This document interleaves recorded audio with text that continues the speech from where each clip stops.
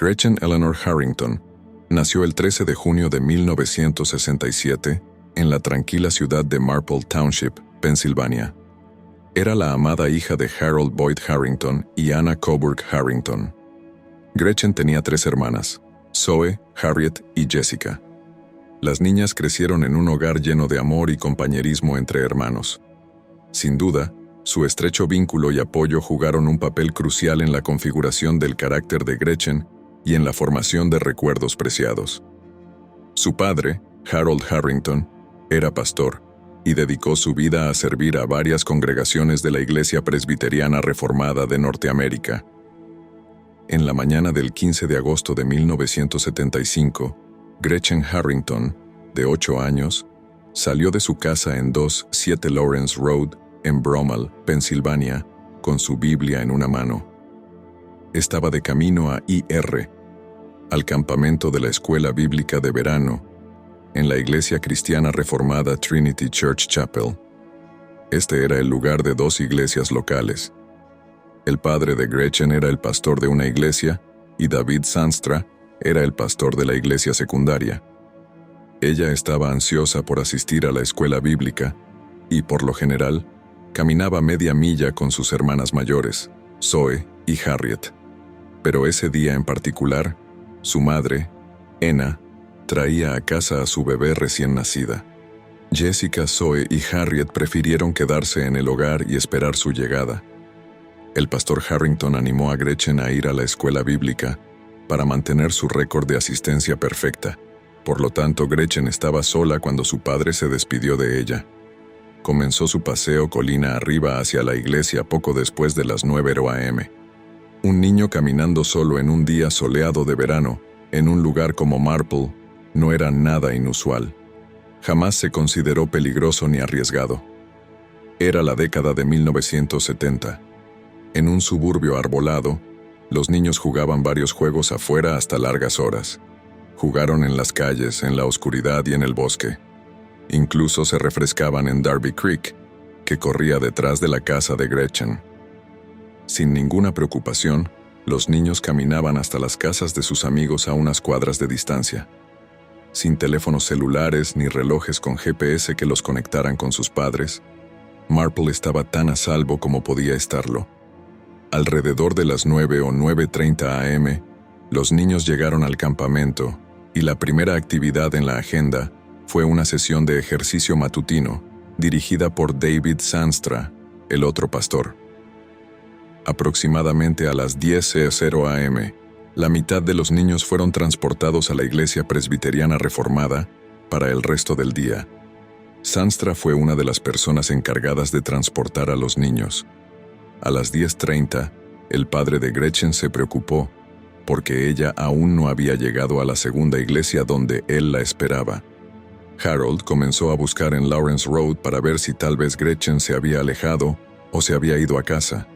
Cuando no pudo encontrar a su hija, Harold contactó a la esposa de Sanstra, Margaret, que estaba en la iglesia de la Trinidad, para averiguar si Gretchen todavía estaba allí y si Sanstra quizás sabía si ella fue llevada a la otra iglesia. Margaret le dijo a Harold que su esposo regresó a Trinity Chapel después de transportar a los niños, estaba en algún lugar de la propiedad de la iglesia y no había visto a Gretchen ese día. Los Harrington y los Sanstra se conocían bien. Las 2 familias vivían cerca una de la otra. Ambos padres estaban en la misma línea de trabajo y ambas madres cumplían el papel estereotipado de esposa de pastor. Incluso una de las hijas de Sanstra era la mejor amiga de Gretchen. Cuando David Sanstra se enteró de que el padre de Gretchen la estaba buscando, llamó al departamento de policía del municipio de Marple a petición de Harold Harrington y denunció la desaparición de Gretchen. La llamada se hizo a las 11:23 a.m. y Sanstra describió a Gretchen a la policía como una niña de 8 años con cabello rubio recogido en coletas, 3 pies 6 pulgadas de alto, que vestía pantalones cortos azul oscuro con cremallera y broche en la parte delantera, bolsillos a cada lado del frente, sin botones visibles, un top blanco. Una descripción bastante detallada para alguien que aparentemente no vio a Gretchen ese día. Cuando el sol se puso poco antes de las 8:00 p.m., todavía no había señales de la joven. Margaret Zandstra llevó la cena a la casa de los Harrington, donde Anna, la madre de Gretchen, parecía resignada al hecho de que nunca volvería a ver a su hija con vida. Margaret comentó simplemente estaba aceptando el hecho de que Gretchen se había ido. No sé si simplemente estaba poniendo cara de valiente. Creo que estaba en shock. La desaparición de Gretchen conmocionó a Brumell y Marple Township, y la gente entró en pánico total. El sábado, cientos de personas participaron en la búsqueda de la joven. Un helicóptero de la Policía Estatal de Pensilvania registró la zona continuamente desde arriba. Amigos y familiares comenzaron a repartir folletos a los automovilistas que pasaban por la zona. Los volantes mostraban a Gretchen en su fotografía escolar más reciente, luciendo un diente faltante. 1. Sonrisa infantil. Hubo mucha especulación y muchas preguntas sin respuesta. ¿Se había escapado? ¿Se ahogó en un arroyo? ¿La secuestró un extraño? ¿Era alguien que ella conocía? Las personas y los miembros de la iglesia que buscaban a la pequeña Gretchen de 8 años dijeron que su desaparición destruyó la creencia de que su comunidad estaba segura. Karen Frank Zetterberg era compañera de clase de Gretchen en la escuela bíblica. Tenían la misma edad y vivían en la misma comunidad, muy unida. Después de la desaparición de su amiga, la madre de Karen la llevó a la peluquería para cortarle el pelo, muy corto para que pareciera un niño. No quería que su hija destacara por su pelo largo. A Karen tampoco se le permitió caminar sola a sus clases de piano ni al club de natación. Paul Barton, que vivía en la cercana Newton Square, se enteró de la búsqueda en su escáner policial mientras se relajaba en la piscina de su patio trasero. Pronto condujo hasta Darby Creek para unirse a un equipo de búsqueda. Su grupo peinó una colina cubierta de hierba. Barton recordó había un sentimiento muy solemne entre todos los que estábamos buscando. Salimos sin saber qué esperar o qué podríamos encontrar. Estábamos buscando algo, cualquier cosa, pero no encontramos nada. Nadie lo hizo. Ese domingo, apenas 2 días después de la desaparición de Gretchen, la policía suspendió la operación de búsqueda a gran escala. Los investigadores tenían poco con qué continuar. El jefe de policía dijo a un periódico, "No tenemos ni idea". Los equipos de búsqueda no encontraron pistas útiles de ningún tipo. En las semanas siguientes, la policía habló con varias personas para reconstruir lo que le había sucedido a Gretchen. El 17 de agosto de 1975, se iniciaron las entrevistas para la investigación. La policía entrevistó a testigos, profesores del campamento, estudiantes y padres, quienes proporcionaron varios hechos importantes para el caso. La información crucial fue la observación de una camioneta verde o un Cadillac con techo claro y fondo oscuro que se detenía para hablar con una chica cerca de la iglesia. Otro hecho que se mencionó fue que la rutina diaria del campamento se rompió el 15 de agosto, porque el grupo de Trinity Church permaneció entre 40 y 50 Minorasin, más de lo habitual. La investigación dio un giro el 19 de agosto, cuando se encontró un pequeño par de pantalones cortos en un poste de una cerca en Westchester, Pensilvania. David Zandstra fue llamado para hablar con la policía, basándose en el hecho de que proporcionó una descripción muy específica de los pantalones cortos de Gretchen. En cambio, según él, nunca la vio ese día, ya que ella nunca llegó al campamento. Los pantalones cortos encontrados en Westchester no eran de Gretchen, pero los investigadores aún se preguntaban cómo Zandstra sabía detalles tan específicos sobre sus pantalones cortos. Cuando los investigadores entrevistaron a Zandstra el 19 de agosto, él les dijo que había recogido a algunos niños y los había llevado a la iglesia el día que Gretchen desapareció. Él todavía negó haberla visto ese día. El 14 de octubre, 2 meses después de la desaparición de Gretchen, un corredor en el parque estatal Ridley Creek, a unos 20 min de la casa de Gretchen, tropezó con restos humanos. Al principio no estaba seguro de lo que había encontrado, hasta que vio lo que claramente era una uña. Corrió como gacela a buscar a un guardaparque. Los padres de Gretchen confirmaron que la ropa distintiva encontrada con los restos era la de su hija. Al parecer, Enna confeccionaba la ropa de las niñas a mano. Los restos encontrados eran de un pequeño cuerpo humano, que la autopsia reveló más tarde que en realidad eran de Gretchen Harrington. Los registros dentales se utilizaron con fines de identificación. El doctor Halbert Fillinger realizó la autopsia. Encontró una lesión cerebral craneal y afirmó que Gretchen había sufrido 2 o más impactos contundentes en el cráneo, dejándola con una fractura de cráneo hendida. La policía sospechaba que ella también hubiese sido agredida, aunque la autopsia no reveló pruebas de ello. El desgarrador descubrimiento dejó a todos lamentando la pérdida de una vida joven y prometedora. El domingo, después de que se encontrara el cuerpo de Gretchen, su padre Harold pronunció un sermón en la iglesia. Gretchen, con su sencilla fe en Cristo, es libre, declaró, pero el perpetrador se encuentra en una terrible esclavitud. El mundo está lleno de una maldad indescriptible debido a la maldad del ser humano, que conoce la verdad pero no la acepta. El descubrimiento en el bosque provocó un nuevo frenesí de actividad en el caso. Los testigos presentaron informes de hombres de diversas descripciones que habían visto en el área donde se encontró a Gretchen. La policía recibió numerosos avisos. Algunos parecían muy prometedores, otros completamente frívolos. El 30 de octubre de 1935, David Zandstra fue llamado a la comisaría para una nueva entrevista. Alrededor de la mañana del 15 de agosto, Zandstra le dijo a la policía que comenzó a recoger a los niños para la sesión inaugural a las 9:10 a.m. y que terminó con las recogidas regresando a Trinity Chapel a las 9:30 a.m. Negó haber visto a Gretchen y le dijo a los agentes que ni siquiera sabía que ella estaba desaparecida, al menos hasta que lo llamaron desde la iglesia reformada a las 11:05 a.m. Por Harold Harrington, el padre de Gretchen, los investigadores examinaron una serie de posibles sospechosos, incluidos varios delincuentes conocidos de agresión que vivían en la zona. Nada condujo a un arresto. Lo que le pasó a Gretchen se convirtió en un misterio durante décadas. Nadie sabía quién le quitó la vida y el caso quedó frío. Joanna Falcone Sullivan tenía solo 9 años en 1975 cuando tuvo lugar el asesinato de Gretchen. Nació y permaneció en Broomall, condado de Delaware en ese momento. A decir verdad, el caso siempre había perseguido a Sullivan. Se convirtió en una periodista veterana y escribió un libro sobre crímenes reales que detallaba la investigación en curso en el caso de Gretchen. Sullivan hacía décadas que quería escribir esta historia. Crecí en Broomall.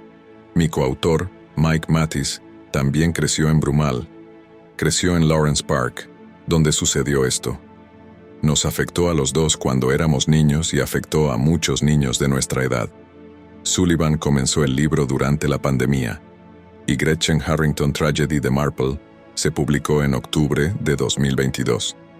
La novela fue el primer libro de Sullivan, pero dijo que planeaba revisar esta obra sobre crímenes reales para reflejar cualquier información actualizada sobre el caso a medida que se desarrollara.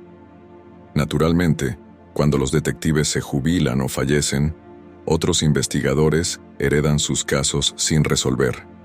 En el caso de Gretchen, el sargento Coffin se convirtió en el investigador principal. Cuando una mujer llamó a la policía de Marple y quería hablar con alguien sobre Gretchen, su mensaje llegó al teléfono de Coffin. Estaba sentado en la jefatura de policía del municipio de Marple cuando escuchó el mensaje de voz. La mujer dijo que creía saber quién era el responsable de lo que le pasó a Gretchen y habló de un intento de secuestro casi al mismo tiempo. También mencionó que llevó un diario en la década de 1970, en el que registró parte de esta información cuando era una niña de 10 años que vivía en Hoovertown, a unas 3 millas al este de Marple. La mujer todavía tenía el diario en su poder después de todos estos años.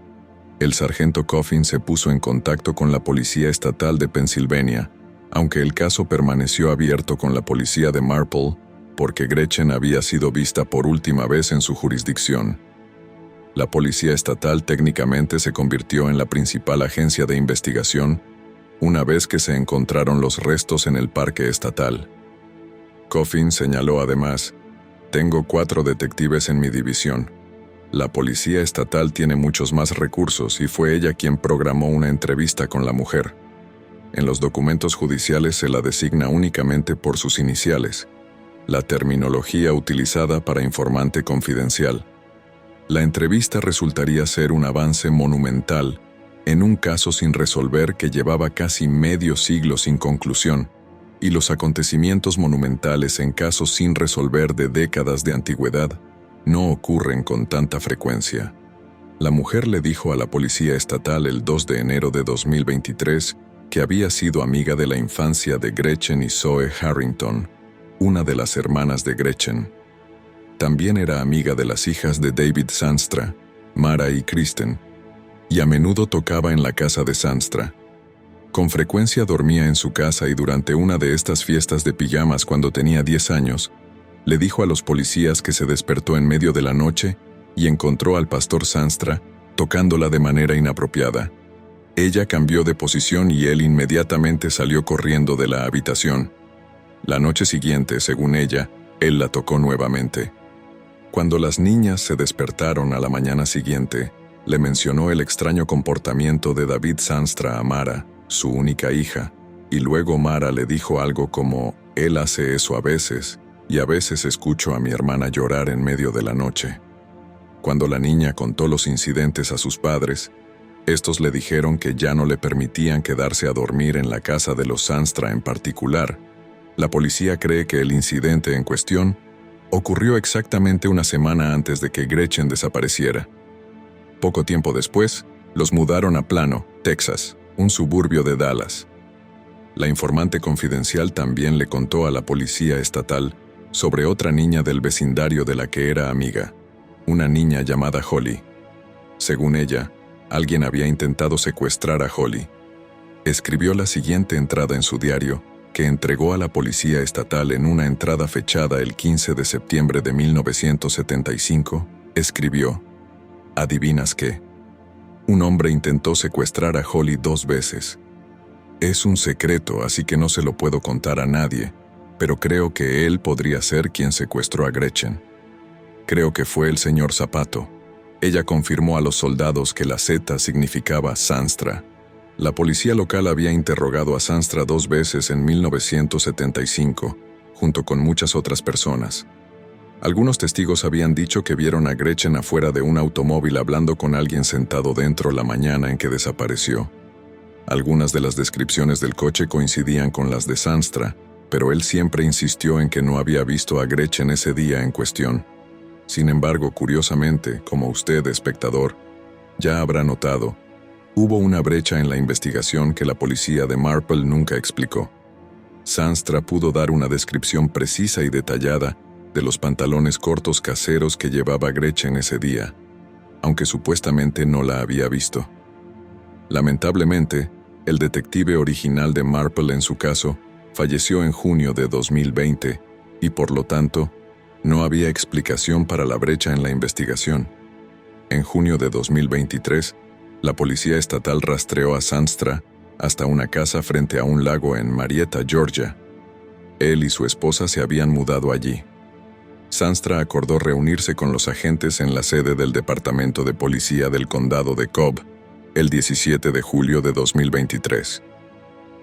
Los agentes interrogaron a Zandstra sobre la desaparición de Gretchen y él negó cualquier participación. Luego le revelaron las acusaciones más recientes, que el pastor había agredido a sus propias hijas y a su mejor amiga. David Zandstra confesó a los investigadores lo que realmente ocurrió en la mañana del 15 de agosto de 1975. Jack Stolzheimer, el fiscal de distrito del condado de Delaware, describió la confesión de Zandstra sobre lo sucedido una vez que Gretchen estuvo fuera de la vista de su padre.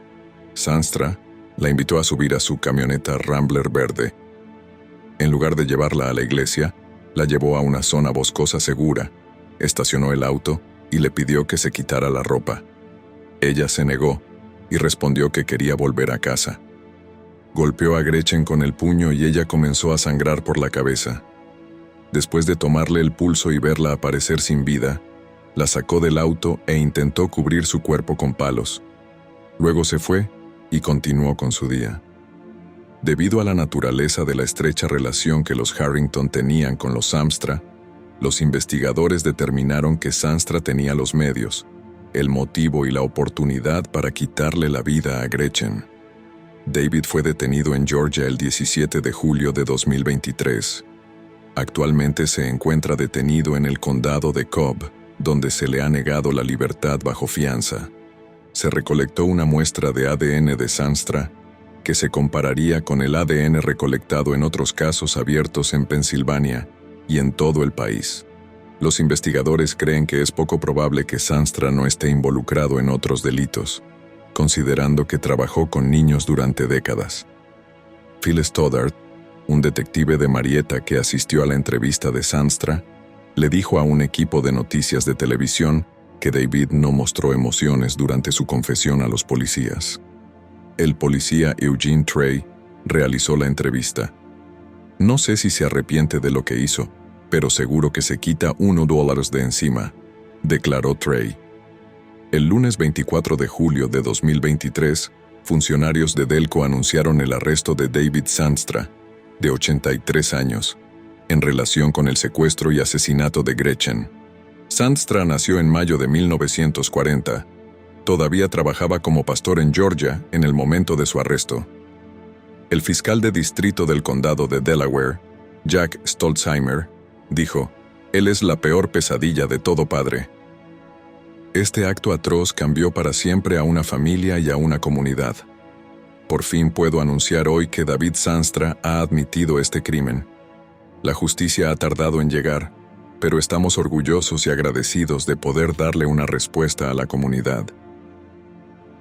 Tenemos que darnos cuenta de que la mayoría de las personas en este mundo son buenas y que la mayoría de los pastores, especialmente las personas que dicen ser hombres de Dios, son buenas personas.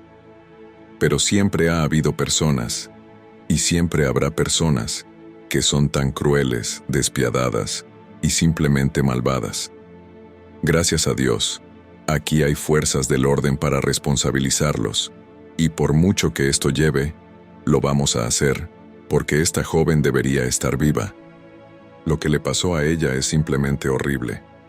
Stolzheimer añadió que Samstra estaba luchando contra la extradición a Pensilvania y que su oficina estaba buscando una orden del gobernador para llevar al tipo al condado de Delaware. La fiscalía presentará una petición de requisa. Una vez aprobada, se harán arreglos para que representantes de la oficina del sheriff del condado de Delaware recojan a Samstra y lo lleven a Pensilvania. El proceso podría durar hasta 2 meses. Stolzheimer añadió: «Lo vamos a juzgar, lo vamos a condenar y permanecerá en la cárcel por el resto de su vida.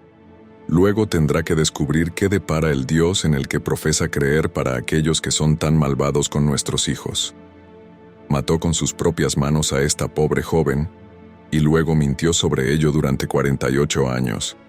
Terminó con la vida de esta chica que conocía y que confiaba en él, y luego actuó como si fuera un amigo de la familia, no solo durante su entierro y funeral, sino durante años. El jefe Graff del departamento de policía en Marple Township dijo durante una conferencia de si eres una persona que ora, ciertamente puedes orar por Gretchen, y no creo que ella lo necesite. Ella está en manos de Dios. Ciertamente puedes orar por el malvado responsable de esto, porque lo va a necesitar. Los cargos presentados contra Samstra han traído una sensación de cierre abrumal que ha estado atormentada por el caso de Gretchen durante casi 48 años. La desaparición de Gretchen había transformado esta comunidad.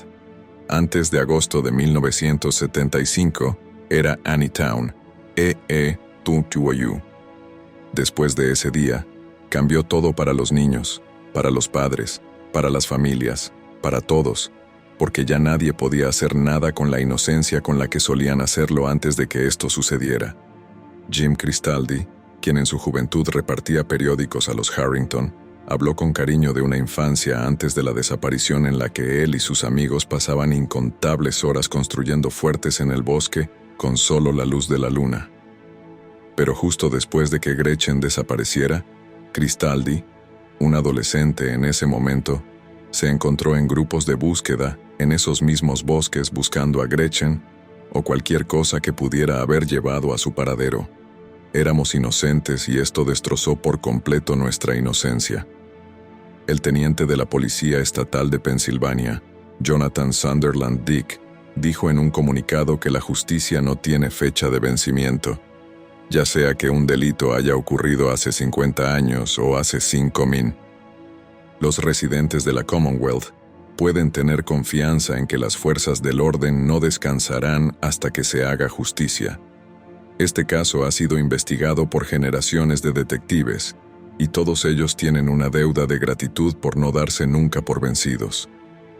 Hoy se debe un reconocimiento especial al cabo Andrew Martin de la Unidad de Evaluación de Investigación Criminal y la Unidad de Personas Desaparecidas.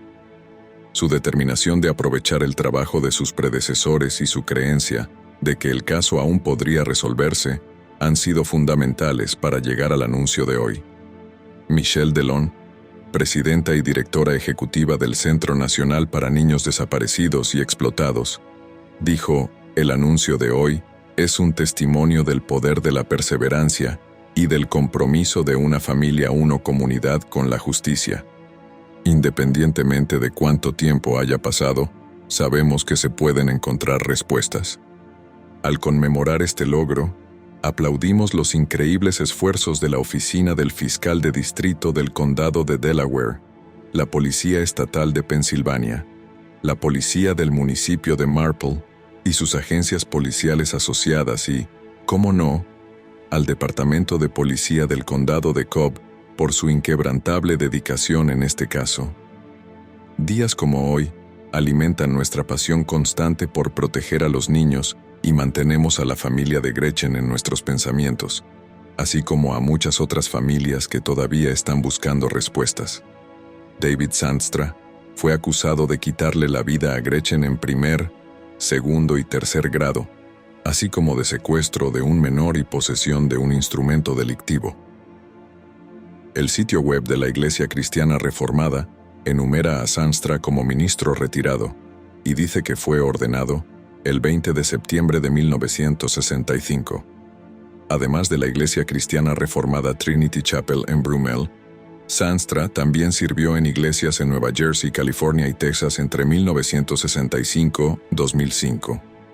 La Iglesia Cristiana Reformada dijo en un comunicado el lunes que quería expresar sus condolencias a la familia de Gretchen Harrington. Además, nos entristece saber que un pastor como él fue el arrestado en este caso. Reconocemos que vivimos en un mundo quebrantado y pecaminoso, donde la violencia puede ocurrir en cualquier lugar, por parte de cualquier persona, incluso dentro de nuestras iglesias y por líderes a quienes mantenemos con los más altos estándares.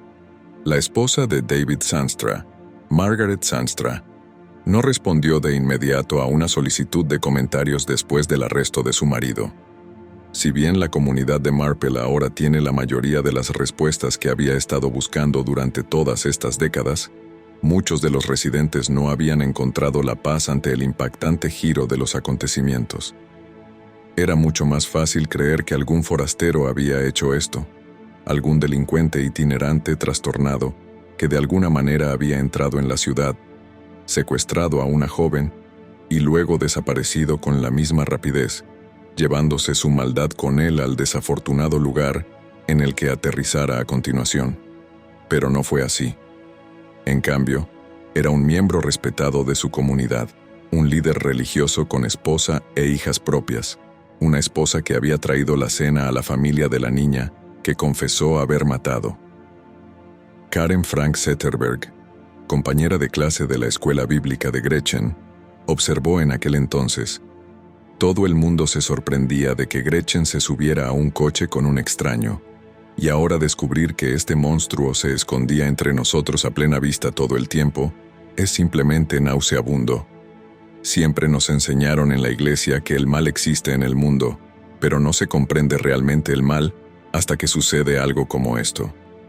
Éramos demasiado jóvenes para aprender sobre el mal como lo hicimos. Sullivan, quien escribió el libro sobre el caso de Gretchen, después del anuncio, me quedé atónita. El hecho de que este caso potencialmente esté llegando a su fin es muy emocionante. Escuchar esta noticia todavía es muy triste, ¿sabes? No podemos cambiar lo que pasó. Entrevisté a Sanstra, su esposa y su hija mientras investigaba para mi libro. Sanstra tenía un recuerdo turbio del día en que Gretchen desapareció. Había una sensación de miedo y aprensión en Brummel. Recuerdo haber visto un helicóptero sobrevolando nuestro vecindario en un esfuerzo de búsqueda de Gretchen. Esa imagen permaneció conmigo por el resto de mi vida. El libro de Sullivan acababa de publicarse en 2022 y CBS News Filadelfia habló con ella sobre si creía que podría haber llevado a una ruptura en este caso. Sullivan respondió: empezamos a entrevistar gente, fuimos al departamento de policía de Marple y pudimos revisar los archivos de casos sin resolver que guardaba el jefe Brandon Graff, quien nunca se rindió con este caso. La policía de Marple alentó nuestra investigación y dijo que de alguna manera contribuimos. Creo que volvimos a hacer que la gente hablara. El reverendo Sanstra atendió nuestras llamadas y respondió preguntas sobre ese día. Hay mucho alivio e incredulidad de que esto realmente esté sucediendo. Los vecinos de David Sanstra en Georgia también reaccionaron tras conocer los cargos en su contra. Karen Alsdorf es impactante. No tenía ni idea. Siempre habían sido personas muy agradables. Aaron Christian dijo hombre amigable. Hablé con él un par de veces. Lo veo caminando con su bastón. La familia de Gretchen Harrington emitió el siguiente con el anuncio del arresto. Tenemos muchas esperanzas de que la persona responsable del atroz crimen cometido contra nuestra Gretchen rinda cuentas. Es difícil expresar las emociones que sentimos a medida que damos un paso más hacia la justicia. Gretchen tenía solo 8 años cuando de repente se la llevaron de camino a la iglesia el viernes 15 de agosto de 1975. Si conocías a Gretchen, instantáneamente te convertías en su amiga. Ella irradiaba bondad hacia todos y era dulce y gentil. Incluso ahora, cuando la gente comparte sus recuerdos de ella, lo primero de lo que hablan es de lo increíble que era y sigue siendo. Con solo 8 años, tuvo un impacto permanente en quienes la rodeaban. El secuestro y desaparición de Gretchen ha alterado para siempre a nuestra familia y la extrañamos todos los días. Estamos agradecidos por la continua búsqueda de justicia por parte de las fuerzas del orden y queremos agradecer a la Policía Estatal de Pensilvania por nunca detenerse en su constante búsqueda de respuestas. No estaríamos aquí hoy si no fuera por ellos. Como familia, pedimos privacidad en este momento mientras continuamos asimilando esta información. Gracias por su comprensión, amor y continuo apoyo. Significa muchísimo para nosotros. Los padres de Gretchen estuvieron casados durante 59 años. Su padre falleció en 2021 a la notable edad de 94 años y nunca pudo saber la verdad. Stolzimer nos preocupa que pueda haber más víctimas que hayan sido agredidas por este hombre. Queremos responsabilizarlo por todo lo que hizo. Necesitamos ser diligentes. Si alguien tiene alguna información al respecto, o si David Sanstra alguna vez cometió un acto en su contra, comuníquese con el fiscal de distrito, con Jeffrey Payne o con la Policía Estatal de Pensilvania. Lo que debería haber sido una caminata de 10 min por la calle se convirtió en un caso sin resolver que afectó a toda una comunidad durante casi 50 años. ¿Pero acaso no has visto este otro crimen? Yo no me lo perdería.